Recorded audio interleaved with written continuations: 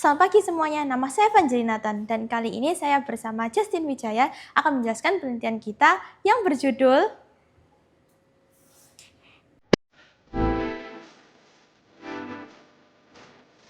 Tahukah kamu bahwa Indonesia adalah salah satu negara dengan penggunaan BBM yang terbanyak atau disebut sebagai energi fosil?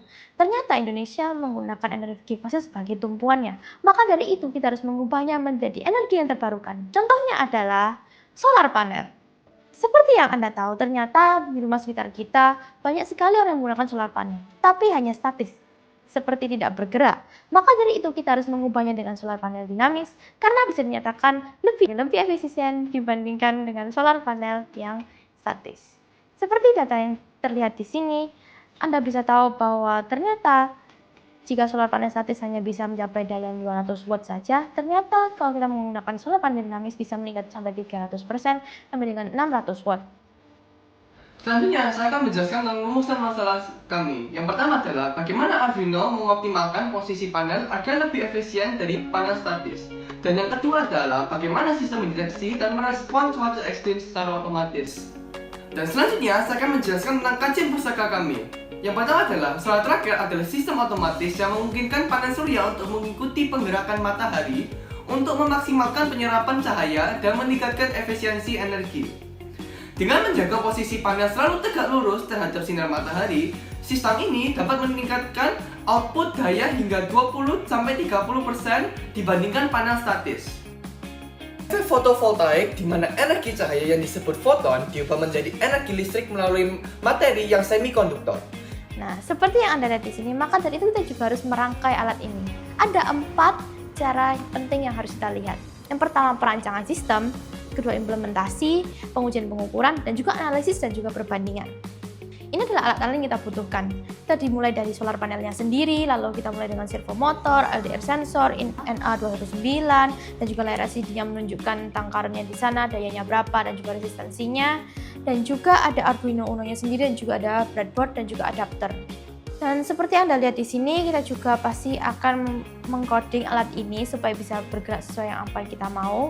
Dan ini dimulai dari library dan inisiasi objeknya, dan juga deklarasi servo dan kabel kalibrasi, dan juga berakhir pada kontrol servo tracking panel surya itu sendiri supaya bisa bergerak.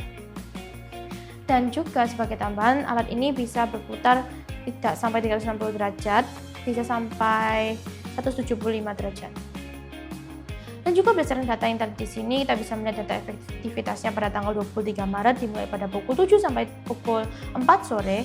Jadi dengan mulai solar panel statis hanya bisa mencapai daya 287,25 dan solar panel dinamis 620,4 sampai pada pukul 4 sore 191,16 dan juga 514,1 pada sunflower yang dinamis. Dan juga bisa lihat pada grafiknya, yaitu solar panel dinamis ini lebih tinggi secara efektivitas dibandingkan dengan statis. Maka dari itu kita juga harus melakukan perhitungannya, di mana kita bisa melihat bahwa efektivitasnya ternyata lebih tinggi dan juga bisa mencapai 300% dan juga fill factor-nya sampai dengan 1, dan juga daya yang dihasilkan dibandingkan daya yang masuk bisa mencapai 1,54% lebih tinggi. Dan maka dari itu kesimpulannya adalah Yang pertama adalah, sistem sunflower ini berhasil bekerja secara otomatis mengikuti arah matahari menggunakan sensor LDR dan memberikan perlindungan terhadap panas surya saat cuaca buruk melalui sensor temperature dan kelembapan.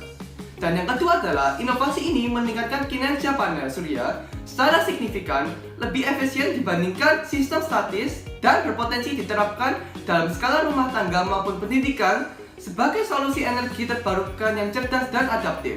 dan sarannya adalah Yang pertama adalah algoritma prediksi matahari. Disarankan menggunakan algoritma pelacakan berbasis data historis dan prediksi posisi matahari dibandingkan dengan metode berbasis sensor LDR yang cenderung terpengaruh oleh kondisi cuaca mendung.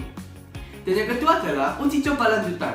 Penelitian lanjutan dapat dilakukan dengan uji coba dalam jangka waktu yang lebih panjang dan pada berbagai kondisi cuaca serta musim untuk mengevaluasi konsistensi peningkatan daya keluaran panel surya. Dan yang ketiga adalah proteksi cuaca adaptif. Demikian penjelasan kami. Sampai jumpa.